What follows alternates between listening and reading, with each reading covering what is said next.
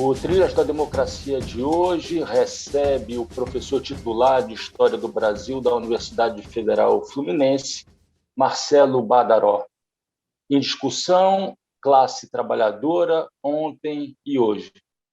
Marcelo, seja muito bem-vindo ao Trilhas da Democracia. É um prazer recebê-lo nessa arena de discussões sobre democracia e direitos humanos nesses tempos tão difíceis que a gente atravessa atualmente. Eu que agradeço o convite para estar aqui com você hoje, Marco, conversando contigo e com todo mundo que estiver assistindo o programa pelos vários meios por onde ele circula.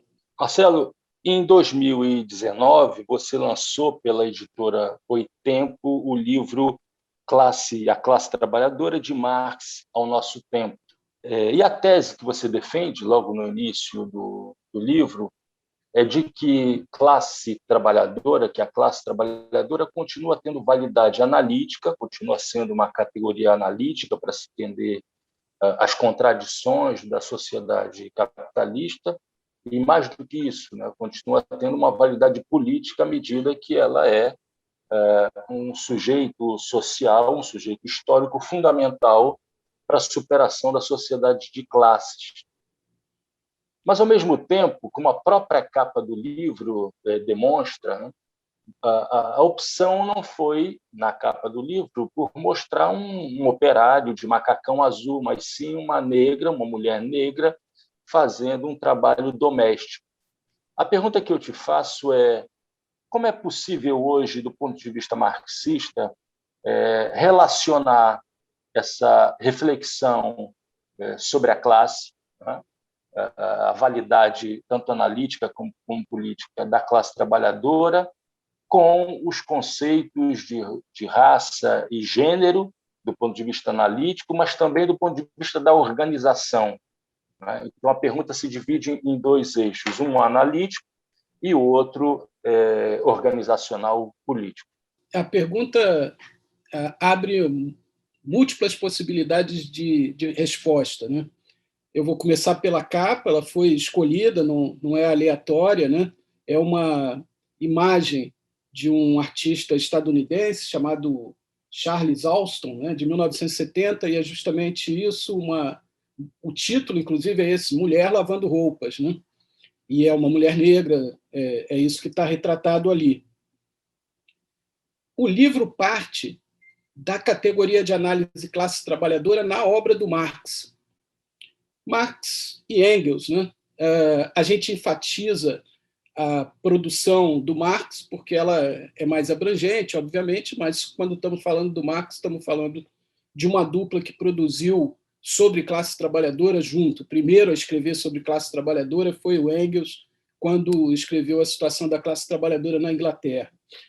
E uma das premissas da minha análise é de que a categoria classe trabalhadora, tal como Marx a analisou, é mais ampla do que boa parte das leituras sobre o Marx enfatizaram.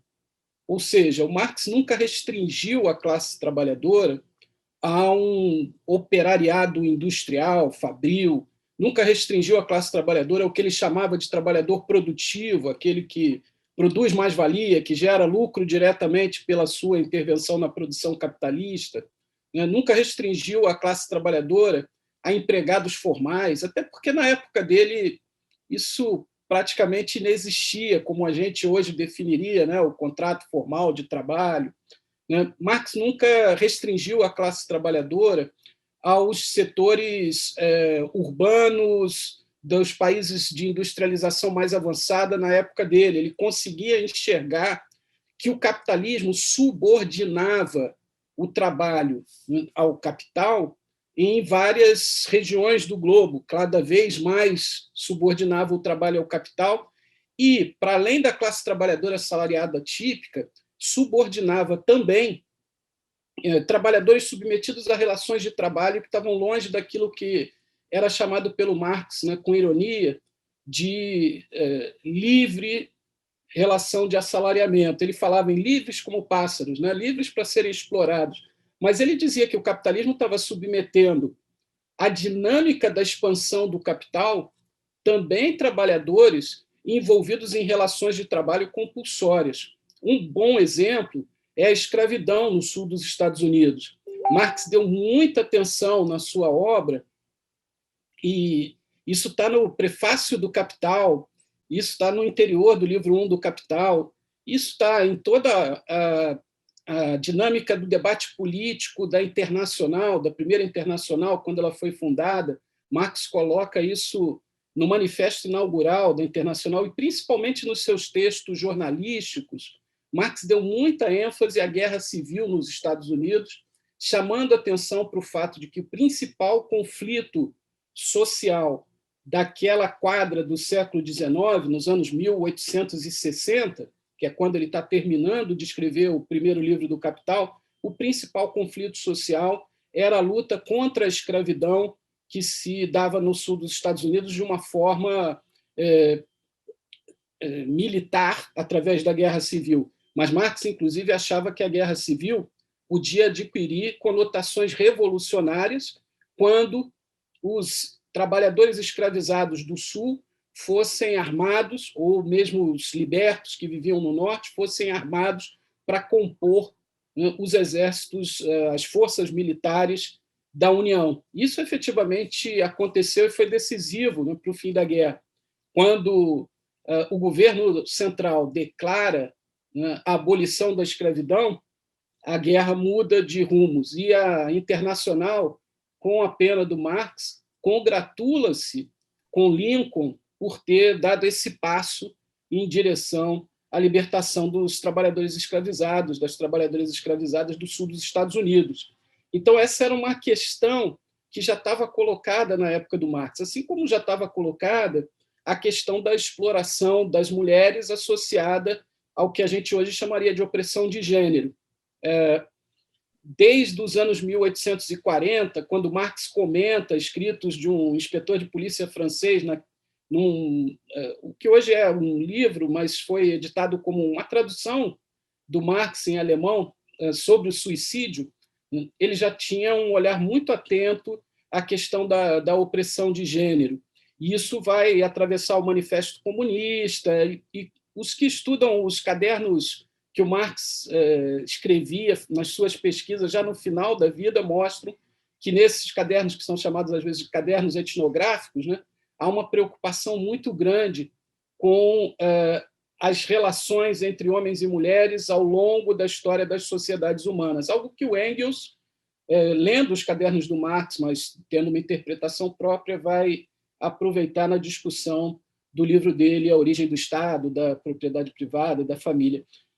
Agora, eu não diria que na obra do Marx a gente encontra solução para essa questão que você traz, quer dizer, para pensar como a classe trabalhadora é atravessada por desigualdades que, para além da exploração de classe, envolvem também a opressão racial e a opressão de gênero. Marx dá pistas para isso, mas cabe aos marxistas do século XXI localizarem o problema com esses 150 anos que já transcorreram depois da obra do Marx ter sido concluída. E, desse ponto de vista, eu acho que hoje o marxismo tem boas reflexões, boas saídas para pensar como é que nós podemos entender a totalidade das relações sociais a partir de chaves explicativas que envolvam a interconexão ou a consubstancialidade, como dizem alguns, de exploração econômica, opressão racial, de gênero e alienação das forças do trabalho. E essa percepção da totalidade não exclui entender as especificidades de cada forma de opressão. Então, no livro, por exemplo, eu resgato a reflexão do que hoje é chamado de teoria da reprodução social, e com inspiração marxista, que é o esforço para entender como o capitalismo, que não inventou o patriarcado, que não inventou a subordinação das mulheres na família patriarcal, como o capitalismo adapta a lógica patriarcal há uma separação entre o trabalho feito no mercado, o trabalho, em geral, assalariado, e o trabalho feito no interior do lar, da casa, da família, quase sempre não remunerado, exercido pelas mulheres, mas que é um trabalho essencial, porque é ele que reproduz a força de trabalho, tanto no sentido biológico, do nascimento de novos trabalhadores e trabalhadoras, quanto do ponto de vista dos cuidados necessários, alimentação, cuidados da saúde, a educação, a amamentação, os cuidados da infância, os cuidados com os mais velhos, né, que são essenciais para o próprio processo de reprodução da força de trabalho. E se o salário é calculado em função do custo da reprodução da força de trabalho, a existência de uma parcela muito grande do trabalho socialmente realizado não pago no lar, nas famílias, pelas mulheres, né, sob a justificativa de que isso não é propriamente trabalho, sob a justificativa de que esse é o papel tradicional das mulheres, né?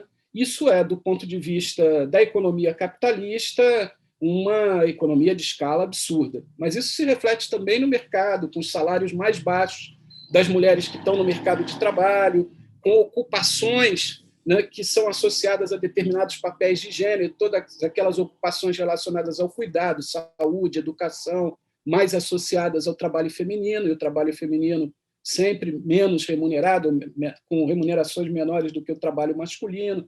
Então, essa é uma face. Também, do ponto de vista do marxismo contemporâneo, há muitas reflexões sobre como que o racismo, desde a sua origem, que está associada à escravidão africana moderna nas Américas, né, mas que se espalha por outras relações étnico-raciais ao longo do século XVIII, XIX, XX, né, como que o racismo tem uma funcionalidade nas economias capitalistas que está para além simplesmente de uma sobrevivência ideológica das noções de desigualdade racial que justificavam a escravidão africana nas Américas. O racismo tem funcionalidade, como Marx dizia lá na época dele, falando dos trabalhadores ingleses e dos irlandeses, né, dividindo a classe trabalhadora, enfraquecendo suas lutas, mas também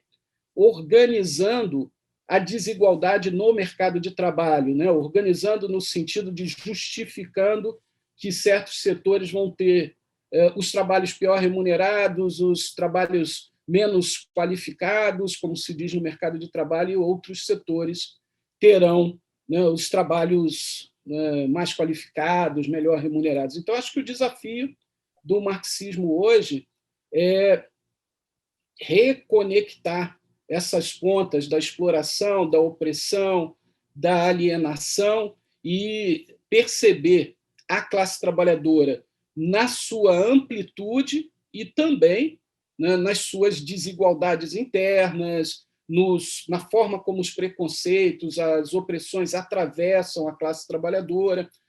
Só assim a gente pode repensar a classe trabalhadora como sujeito social. Ainda nessa discussão analítica, que, na verdade, a gente está fazendo essa distinção muito mais com um caráter pedagógico, né, entre classe como categoria analítica e classe como sujeito histórico de transformação. Dentro desse teu horizonte da necessária reconexão, você acaba de finalizar esse teu raciocínio, ainda cabe a ideia de centralidade de classe. Dentro dessa totalidade contraditória, a classe continua a ter um papel central? Sim, há duas formas de ler essa sua pergunta, né? Uma forma que eu chamaria de mais tradicional seria dizer que a classe vem primeiro. A classe é a grande questão e as outras são secundárias em relação à classe. Não é a que eu persigo aí na discussão desse livro, nos estudos que eu faço. Eu entendo que a centralidade da classe se coloca do ponto de vista da transformação social, tal como Marx a pensou lá no século XIX, a partir de uma constatação, porque Marx não inventou, né, a classe trabalhadora, ele constatou a sua existência na realidade histórica da época dele, a partir de uma constatação de que a classe trabalhadora era um sujeito potencial de transformações sociais diferente dos outros sujeitos de transformação que o Marx tinha observado ou que as sociedades tinham observado antes. Em especial na comparação, Marx está começando a escrever sobre a classe trabalhadora nos anos 1840, então transcorreu aí pouco mais de meio século, né, desde a Revolução Francesa, principalmente na comparação com as chamadas revoluções burguesas. O que o Marx levanta é a ideia de que a classe trabalhadora é um sujeito que, pelos seus próprios grilhões, né, só pode se libertar libertando a sociedade como um todo. Não há possibilidade de que a classe trabalhadora seja um sujeito de uma revolução para se transformar em classe dominante, porque aí a gente teria que usar pelo menos o raciocínio matemático, né? Não dá para 99% da população explorar o 1% e ainda assim a sociedade sobreviver. Então, o que o Marx enxergava na classe trabalhadora como potencial era o fato de que, para se libertar da exploração capitalista, ela demandaria a libertação da sociedade como um todo, das formas de exploração de maiorias sociais por minorias. Então, era essa visão que o Marx tentava trazer para o movimento da própria classe trabalhadora, né? E não era o único a fazer isso, ele adere a um movimento que já estava em curso. Desse ponto de vista, me parece que a centralidade da classe, no sentido do sujeito, da transformação social, permanece potencialmente colocada no nosso horizonte. Mas isso não significa olhar para essa classe e enxergar, né, o trabalhador, homem, europeu, branco, ou coisa do tipo. Isso significa enxergar uma classe que é diversa, que é atravessada por contradições e que, no seu projeto de transformação social, só pode ser bem sucedida, seja por conquistas parciais ou olhando para o horizonte, cada vez nos parece mais distante, né? Mas ainda está colocado como potencial, né? Para o horizonte de uma outra forma de sociabilidade, cada vez mais necessária pelas condições em que a gente vive no mundo hoje, né? Isso só é possível se essa classe se reconhece como sujeito atravessado por essas contradições, se ela projeta uma sociedade futura não apenas sem exploração, mas uma sociedade sem opressões. E isso não é possível se ela não começa a se organizar e a difundir projetos revolucionários que são, desde já, né, esboços dessas superações. Então, o que eu estou querendo dizer com isso é que, se a gente pensasse na classe trabalhadora como um sujeito redentor de toda a história, que, depois de conquistar na Revolução Socialista, né, a construção do mundo socialista, aí ela para pensar, bom, mas tem também questões de gênero, tem também questões raciais que a gente vai ter que resolver quando tiver resolvido a transição do socialismo. Esse tipo de projeto está fadado ao fracasso, né? E a gente já enxergou exemplos históricos dos limites desse tipo de visão. Portanto, eu continuo defendendo a ideia de que a centralidade do ponto de vista analítico e também do ponto de vista do projeto social na classe trabalhadora, mas desde que a gente reconheça que esse não é um sujeito homogêneo, que ele é atravessado por contradições e que ele precisa construir-se organizativamente e politicamente, tendo em vista essas contradições. Marcelo, você, na primeira parte do programa, tratou da classe trabalhadora do ponto de vista analítico, né, quanto categoria analítica. Hoje é dia 2 de maio, né, uma data significativa, ontem foi dia 1º de maio, e a pergunta que continua presente sempre é essa relativa à organização da classe trabalhadora. Tendo em vista as reflexões que você fez e que estão presentes no livro sobre a relação entre classe, gênero e raça, do ponto de vista organizacional, continuam sendo suficientes as formas de organização tradicionais, entre aspas, o sindicato e o partido, ou o final do século XX, o início do século XXI tem demonstrado uma série muito grande de formas de organização que vão além do sindicato e do partido? Essa é uma boa pergunta. Eu responderia que o partido e o sindicato continuam necessários, mas não são, como nunca foram, suficientes do ponto de vista da organização da classe trabalhadora. Isso porque, se nós olharmos só para os dados do mercado de trabalho no mundo, quando, do início da pandemia, no início do ano passado, a Organização Internacional do Trabalho anunciou que dos cerca de 3,3 bilhões de pessoas que trabalhavam no mundo, 2 bilhões eram empregados informais. O chamado trabalho informal é aquele mais difícil de ser representado pelos sindicatos.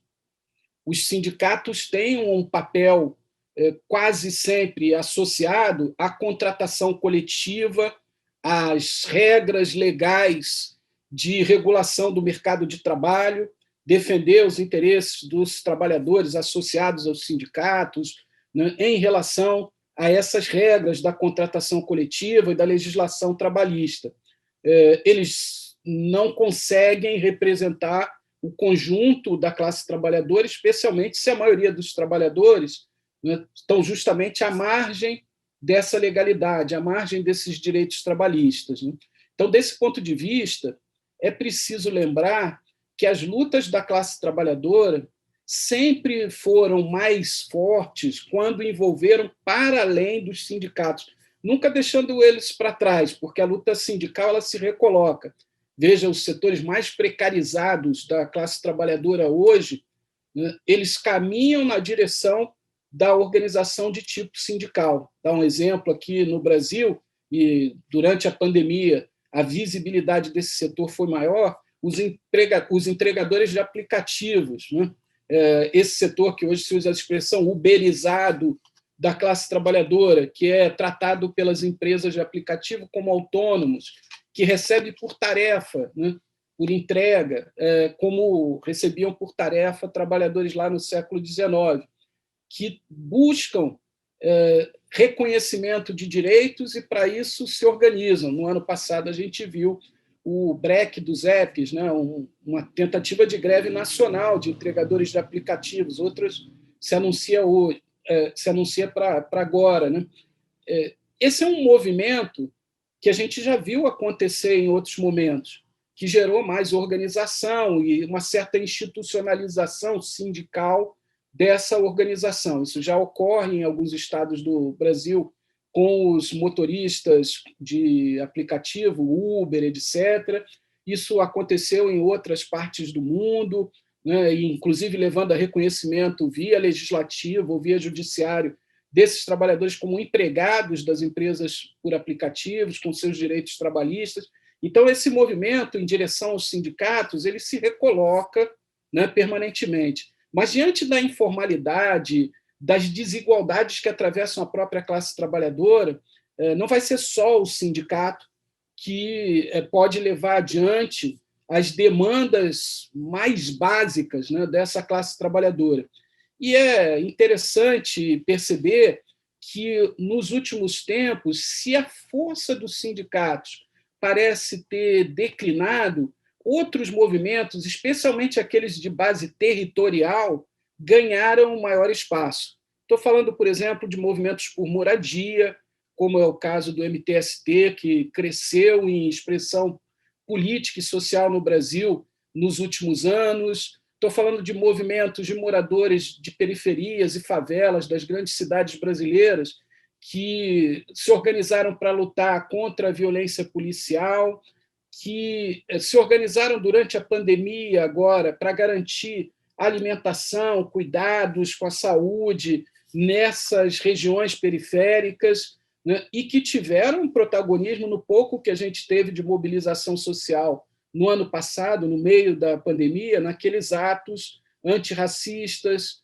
antifascistas, e quem está à frente desses movimentos territoriais normalmente é uma juventude negra, muitas mulheres, né, protagonizando essa luta pela sobrevivência que se transforma em luta política, até por necessidade, porque para garantir, né, a sobrevivência nas condições em que vivem as parcelas mais precarizadas da classe, nas periferias das grandes cidades, né, não é possível fazer isso sem ampliar a luta para um plano político mais amplo.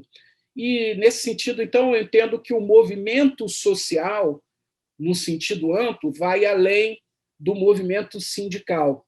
Agora, cada movimento social, incluindo o movimento sindical, ele tem basicamente dois limites. Um é que ele tem que ter demandas específicas. O movimento se constrói em torno de demandas específicas. Essas demandas específicas, por mais amplas que possam ser, né, limitam o movimento ao imediato, àquilo que é alcançável num plano específico. Então, movimento por moradia, o limite do movimento por moradia é a conquista da moradia. O movimento contra a violência policial no Brasil, no mundo, a gente está vendo as lutas nos Estados Unidos retomando agora uma escala muito grande, né? No limite, o que ele pretende conquistar é a abolição da forma polícia nos termos que ela existe hoje e tal.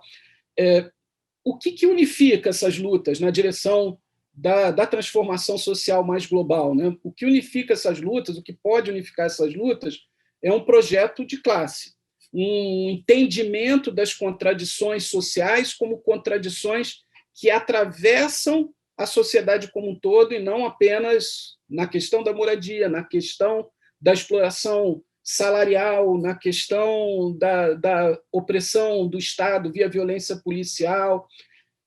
Quem pode analisar a sociedade, formular um projeto mais global e potencializar essas lutas dos vários movimentos sociais num programa mais unificado de luta pela transformação social, me parece que ainda é o partido político.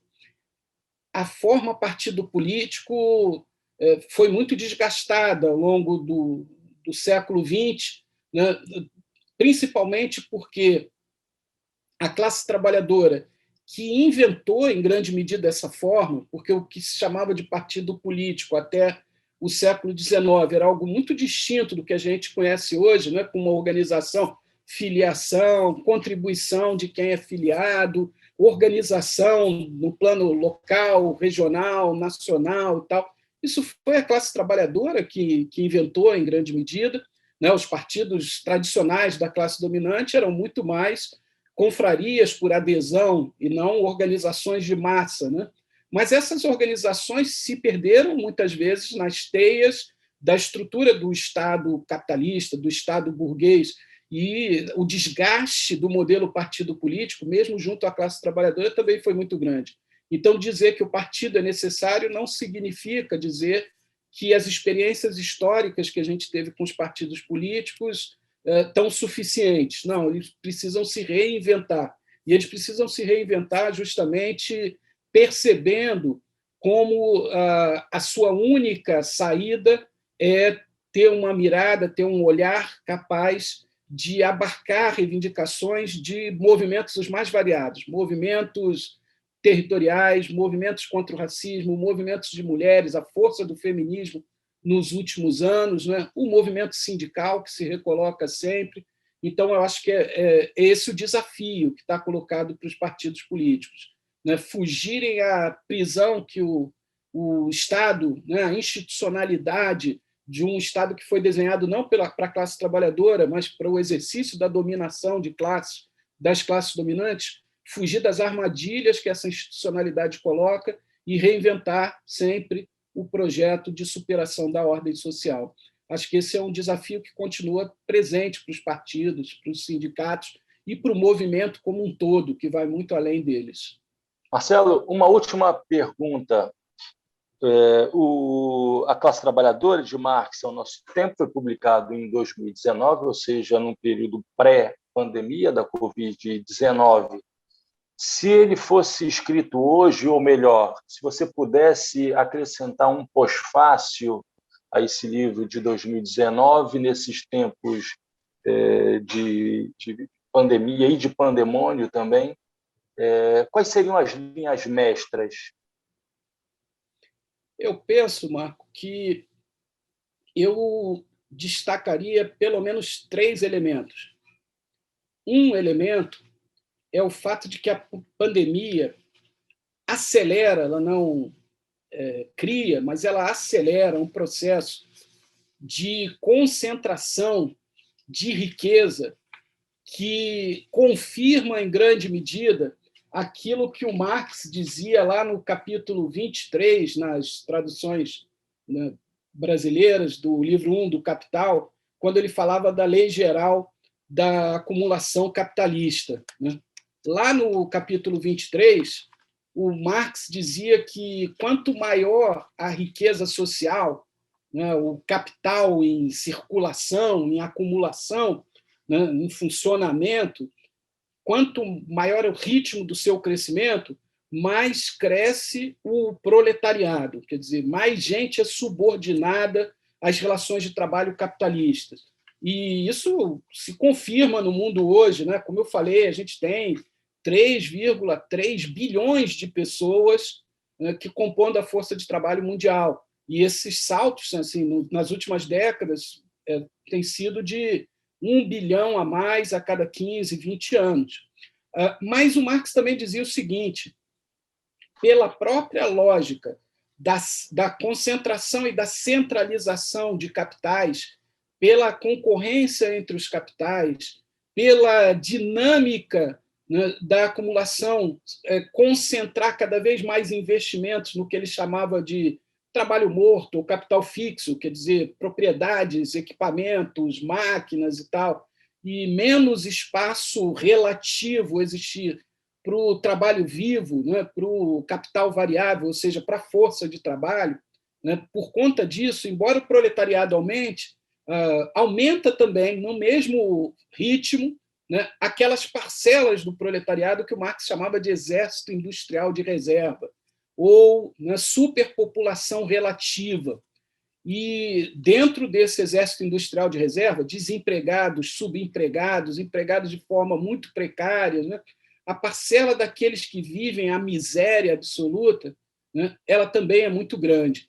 Então, se a gente olhar os dados dos últimos anos, daqueles relatórios sobre desigualdade de riqueza, de renda, desigualdade social global da Oxfam, né, que usa dados do Banco Credit Suisse e outros, né, a gente vai ver que esse é um processo avassalador. Né?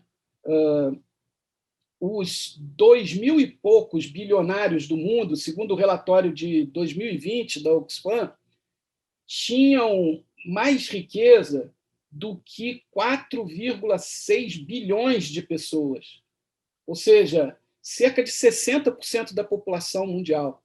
Então, a gente está falando aí, né, de 2.100 pessoas que têm mais riqueza do que 60% da população mundial. A pandemia só piorou isso. Né? Os dados desse ano são de que a pandemia arrastou mais ou menos 500 milhões de pessoas para a extrema pobreza, para a fome, para a miséria absoluta no mundo. Né? Enquanto os mais ricos adicionaram, vou ler aqui, 3,9 trilhões às suas fortunas. Nesse ano de pandemia, que se fala em crise econômica, com os indicadores, claro, né? O produto interno bruto diminuiu no mundo todo e tal, mas os homens mais ricos do mundo, né, adicionaram 3,9 trilhões às suas fortunas. Então, esse eu acho que é um aspecto que vale a pena chamar a atenção, porque a pandemia ela não abriu esse buraco fundo onde a gente está, né? Ele tem a ver com o capitalismo, com a fase atual do capitalismo, mas ela pode servir para abrir os olhos para o tamanho desse buraco, né? Também pode servir, aí é um segundo aspecto, para a gente entender que as formas mais coercitivas, mais violentas, mais destrutivas de administrar esse crescimento absurdo da miséria, da pobreza, da precarização do trabalho e tal, essas formas encontraram seu espaço na pandemia também para crescer, eu diria, e para aprofundar, né, o seu caráter destrutivo. E eu penso aí nas formas políticas. Né?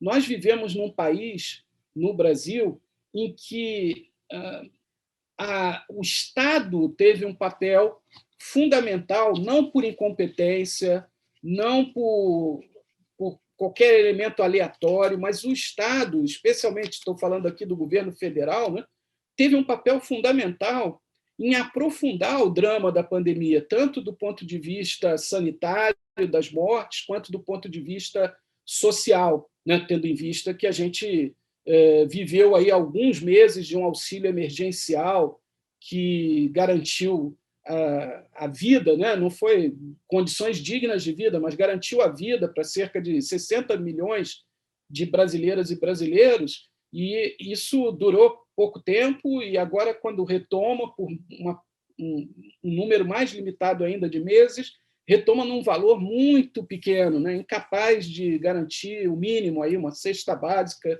ou um botijão de gás que seja para a maioria das pessoas que vão receber esse auxílio emergencial.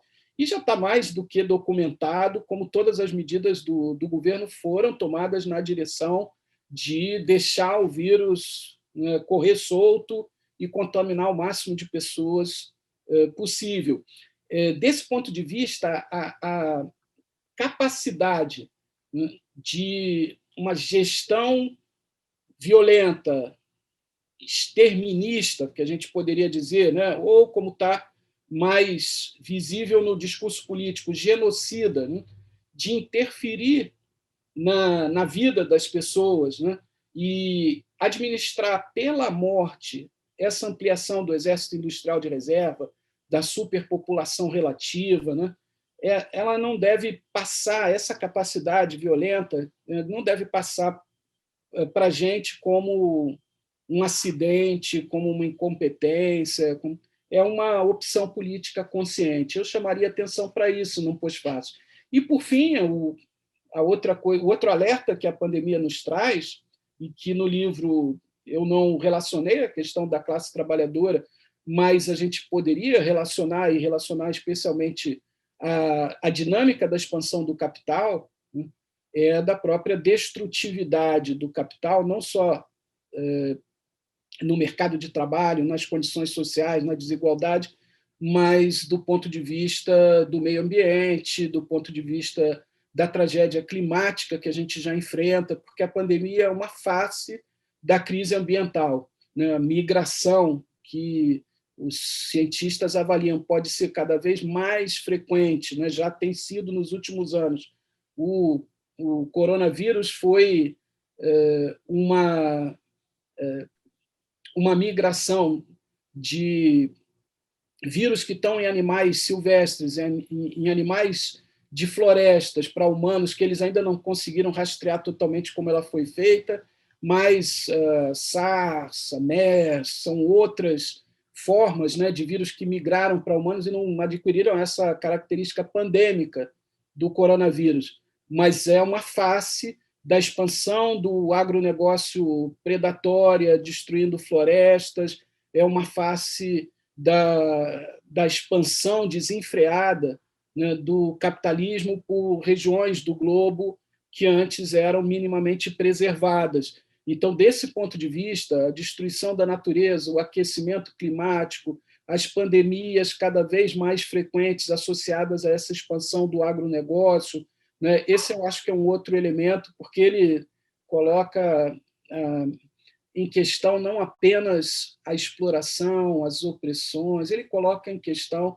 a sobrevivência da humanidade tal como a gente conhece, né? E ele coloca talvez aquele alerta que o Marx e o Engels fazem no Manifesto Comunista de uma forma muito chocante para nós, né? Porque eles dizem que toda a história das sociedades até aqui tem sido a história da luta de classes, mas eles também dizem que essa história pode se resolver pela vitória de uma das classes nessa luta, né, pelo triunfo de uma das classes nessa luta, ou pela destruição das classes em luta. Mas a gente está falando de uma destruição num outro patamar, né?